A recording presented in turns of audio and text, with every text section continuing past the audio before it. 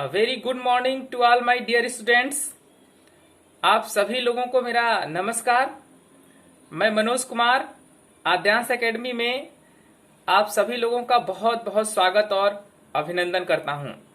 दोस्तों, आपने पिछले वीडियो में देखा था डीएनए की संरचना कैसी होती है और डीएनए के संरचना में कौन कौन से अणु सम्मिलित होते हैं। ये सब बातें हम पिछली वीडियो में कर चुके हैं। लेकिन दोस्तों, आज जो वीडियो लेकर आया हूं उससे आगे की वीडियो है कि डीएनए की संरचना अर्थात वाटसन और Crick model of DNA. Watson और क्रिक ने डीएनए का मॉडल कैसा दिया था, इसके बारे में आज हम स्टडी करने वाले हैं, पढ़ने वाले हैं दोस्तों। तो देर न करते हुए हम देखते हैं कि वाटसन और क्रिक ने कैसा मॉडल प्रस्तुत किया था डीएनए के लिए कि उनको 1962 में नोबेल प्राइज मिल गया। तो देर न करते हुए इसे हम देखने की कोशिश करते हैं। Let's see. DNA is the hereditary material of a cell. DNA क्या है? एक आनुवंशिक पदार्थ है। किसका? सेल का, कोशिका का। As it contains the genetic information. इसके अंदर जेनेटिक सूचना जो है जुड़ी रहती है, उपस्थित रहती है। डीएनए जो है इस इंफॉर्मेशन को पीढ़ी दर पीढ़ी एक जनरेशन से दूसरे जनरेशन में ट्रांसफर करने का काम करता है। Scientist Watson and Crick gave the famous double helical structure of DNA. ये दो साइंटिस्ट थे, वाटसन और क्रिक ने डीएनए मॉडल 1953 में प्रस्तुत किया। उन्होंने डीएनए का जो मॉडल था, दोनों काम करते करते डीएनए के मॉडल को प्रस्तुत किया 1953 में। बट उनको 1962 में नोबेल प्राइज दिया गया इस काम के लिए। दोस्तों, इस डबल हेलिकल मॉडल को प्रस्तुत करने के लिए और बताने के लिए, इसके बारे में बताने के लिए उनको 1962 में नोबेल पुरस्कार दिया गया। ये उन्हीं का ये डबल हेलिक्स मॉडल ये दिखाया गया यहां पर। Now DNA consist of 2 polynucleotides. इनका कहना था कि जो डीएनए होता है 2 पॉलीन्यूक्लियोटाइड से मिलकर के, 2 पॉलीन्यूक्लियोटाइड्स चेन से मिलकर के बना होता है। अब ये पॉलीन्यूक्लियोटाइड चेन क्या होते हैं? वैसे तो हम पिछले वीडियो में कर चुके हैं इस पे चर्चा, बट एक बार फिर से बात कर लेते हैं। जो पॉलीन्यूक्लियोटाइड्स होते हैं वो न्यूक्लियोटाइड से मिलकर के बने होते हैं। जब ढेर सारे न्यूक्लियोटाइड आपस में एक दूसरे से मिलते हैं तो पॉलीन्यूक्लियोटाइड्स का निर्माण करते हैं। कैसे? जैसे इस डायग्राम में आपको दिखाया जा रहा है। इस न्यूक्लियोटाइड में ये एक न्यूक्लियोटाइड है। ये क्या है? एक न्यूक्लियोटाइड है। इस एक न्यूक्लियोटाइड में sugar, base and phosphate, sugar, base and phosphate, ये जब तीनों अणु आपस में मिलते हैं, सुगर, बेस और फास्फेट के, तो एक न्यूक्लियोटाइड का निर्माण होता है। यहां पर भी एक न्यूक्लियोटाइड है, सुगर, बेस और फास्फेट का कंपोजिशन। जब ये दो आपस में मिलते हैं तो न्यूक्लियोसाइड का निर्माण होता है। ये न्यूक्लियोसाइड डीएनए अणु के साइड में उपस्थित होते हैं, डीएनए अणु के साइड में उपस्थित होते हैं। Now which form a double helical structure like a spiral staircase। ये कैसा होता है? जैसे आपने देखा होगा कभी हम बुक की बाइंडिंग कराते हैं तो एक स्पाइरल बाइंडिंग कराते हैं, तो जैसे उसमें से वो स्पाइरल होता है, उसी तरह से ये कुछ वैसा ही दिखता है। ये जैसे स्पाइरल बाइंडिंग होती है वैसे ही ये स्पाइरल स्टारकेस के समान ये दिखता है। Sugar and phosphate units form the sides. जो सुगर और फास्फेट होते हैं, जो इसमें सुगर एंड फास्फेट होते हैं, ये सुगर है और ये फास्फेट है, ये दोनों क्या करते हैं? डीएनए अणु के साइड का निर्माण करते हैं। डीएनए या ये कह सकते हैं पॉलीन्यूक्लियोटाइड के साइड वाले भाग का निर्माण करते हैं। यहां पे सुगर है, ये फास्फेट है, ये डीएनए अणु के साइड वाले भाग का निर्माण करते हैं। जबकि नाइट्रोजन बेस सेंटर भाग का निर्माण करते हैं। ये नाइट्रोजनी बेस है बीच में, ये डीएनए अणु के केंद्रीय भाग का निर्माण करते हैं। Both the chain are joint together. अब ये बात आती है कि ये दोनों चेन आपस में कैसे जुड़े होते हैं।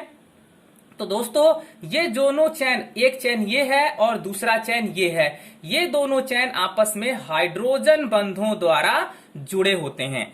ये दोनों चैन, जैसे ये न्यूक्लियोटाइड है और ये दोनों न्यूक्लियोटाइड है, तो इन बेसों के बीच में क्या होता है, हाइड्रोजन बॉन्डिंग होती है। हाइड्रोजन बॉन्डिंग के द्वारा ये एक दूसरे से क्या होते हैं, जुड़े होते हैं। अब बात आती है यहाँ पे बेस कितने होते हैं, तो बेस दो प्रकार के होते हैं, एक प्यूरिन्स बेस और एक पिरिमिडिन्स बेस। यहाँ पे प्यूरिन बेस दो प्रकार के होते हैं, adenine and guanine, and pyrimidine base दो प्रकार के होते हैं, साइटोसिन एंड थायमिन। अब दोस्तों बात यहाँ पे आती है कि जो एडेनिन होता है वो हमेशा थायमिन के साथ ही जुड़ता है। एडेनिन किसके साथ जुड़ेगा, थायमिन के साथ, और कितने बंधों के साथ, दो हाइड्रोजन बंधों के साथ जुड़ता है। जबकि साइटोसिन ग्वानिन के साथ जुड़ता है, कितने बंधों के साथ, तीन बंधों के साथ, तीन हाइड्रोजन बंधों के साथ ही आपस में जुड़े होते हैं।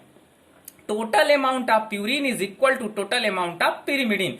जो प्यूरिन और पिरिमिडिन के बेस होते हैं वो नंबर में समान होते हैं।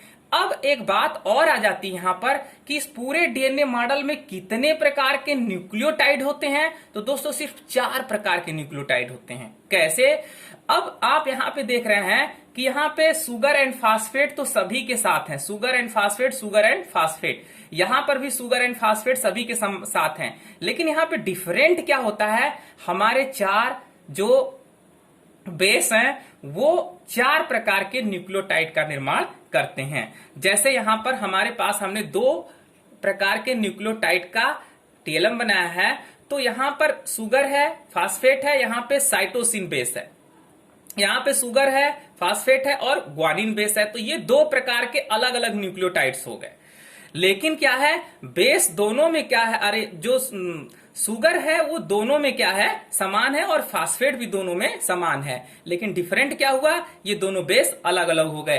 तो यहां पर 2 बेस ऐसे अलग अलग हो गए, वहां पर थायमिन एंड एडेनिन 2 बेस अलग अलग हैं। इसलिए इस पूरे डीएनए संरचना में न्यूक्लियोटाइडों की संख्या तो बहुत होती है, लेकिन टाइप्स ऑफ न्यूक्लियोटाइड 4 होते हैं।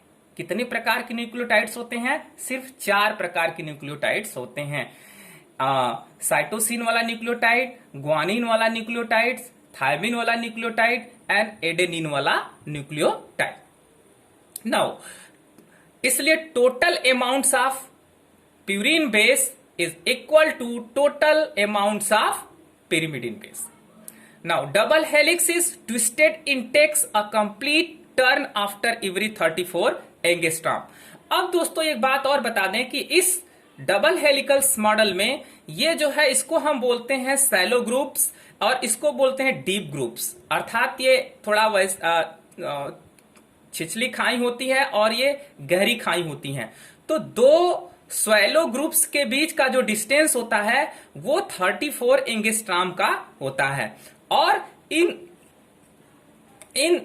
दोनों के बीच में कितने बेस पेयर होते हैं, तो दोनों के बीच में 10 बेस पेयर होते हैं। 10 बेस पेयर का मतलब जैसे ये ग्वानिन है, साइटोसिन है, ग्वानिन है, साइटोसिन है, साइटोसिन है, ग्वानिन है, तो ऐसे कितने बेस पेयर होंगे 30 एंगस्ट्रॉम के बीच में, कुल 10। ये ऐसे पूरे काउंट करेंगे तो 10 होंगे, बट यहां पर 10 नहीं आपको दिखेंगे क्योंकि यहां पे क्वाल होने के कारण यहां पे कुछ छुपा हुआ है, 1-2 बेस छुपे हुए यहां पे। इसलिए यहां पर यहां से लेकर के यहां तक एक सैलो ग्रुप से लेकर के दूसरे सैलो ग्रुप्स के बीच में कितने बेस पेयर होते हैं, 10 बेस पेयर होते हैं।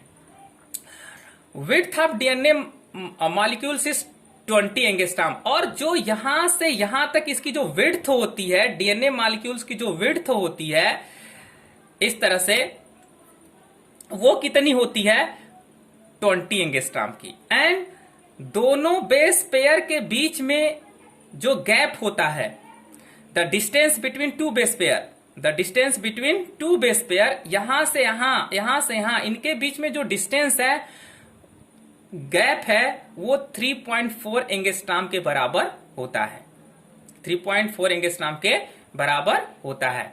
तो दोस्तों इस मॉडल को वाटसन और क्रिक ने बना करके प्रस्तुत किया था, इसलिए उनको 1962 में नोबेल पुरस्कार से नवाजा गया था। ये जो डीएनए का वाटसन और क्रिक मॉडल है, ये दो न्यूक्लियोटाइड्स चैनों को मिला के बनाया गया है, या उन्होंने प्रस्तुत किया था, बताया था कि ये जो डीएनए का मॉडल है वो दो न्यूक्लियोटाइड से मिलकर के बने होते हैं। ये दोनों न्यूक्लियोटाइड्स आपस में हाइड्रोजन बंधों द्वारा जुड़े होते हैं और जुड़ करके एक डीएनए अणु का निर्माण करते हैं। एक डीएनए अणु का क्या करते हैं? निर्माण करते हैं। अतः हम ये कह सकते हैं कि DNA is a polymer of nucleotide, क्योंकि न्यूक्लियोटाइड से पॉलीन्यूक्लियोटाइड चेन बनता है, और जब दो पॉलीन्यूक्लियोटाइड चेन आपस में जुड़ते हैं तो डीएनए अणु का निर्माण होता है। थैंक यू दोस्तों, बहुत बहुत धन्यवाद। और एक चीज, इंपॉर्टेंट चीज और बता दे दोस्तों कि इकोलाई, इस्चेरिचिया कोलाई एक ऐसा एनिमल्स है या एक ऐसा जीव है जिसमें सिंगल स्ट्रैंड का डीएनए पाया जाता है। कैसा? सिंगल स्ट्रैंड का डीएनए पाया जाता है। तो दोस्तों, मुझे उम्मीद है कि ये वीडियो आपको बहुत अच्छा लगा होगा, और अच्छा लगा है तो आप इसे लाइक करें, सब्सक्राइब करें और दूसरे को भी शेयर करें, और साथ ही साथ बेल आइकन को जरूर दबाएं ताकि आगे आने वाला नोटिफिकेशन आपको सबसे पहले मिल जाए। Thank you, very very thank you.